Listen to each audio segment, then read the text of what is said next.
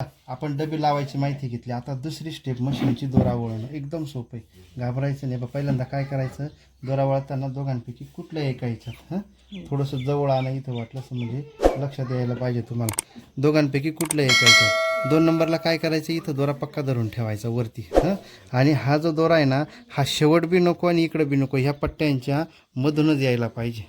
परत एकदा लक्षात घ्या, इकडं नको इकडं नको, या पट्ट्यांच्या मधून असा अर्धा वरती वडला ना, बरोबर या खाचेमध्ये अटकला का, या स्प्रिंगमधून रॉड खाली, म्हणजे ही स्प्रिंग अशी खालीवर झाली पाहिजे. त्याला आपण फिनिशिंगची स्प्रिंग म्हणतो. 1 नंबर, 2 नंबरला हाफ राऊंड आणि 3 नंबरला ह्या लिंकमध्ये इथं या ठिकाणी. या 3 ठिकाणी लक्षात ठेवायचं. या 3 ठिकाणी दोरा व्यवस्थित वळायचा. बाकी कुठं वळला नाही वळला तरी चालेल. राहील लक्षात. ते कसं असतं, नवीन नवीन ह्या गोष्टी प्रॅक्टिसवरच शिकलात आपण. हे बघ, याच्यात वळला नाही वळला महत्त्वाचं नाही. आणि सुई ओताना मात्र सुई काय करायचं, डाव्या हाताने वळायची सरळ. कारण ह्या मशीनची सरळ डबी लावतो आपण. जशी डबी लावली ना तशी सुई सरळ वळायची. राहील लक्षात. करा बंद इथं.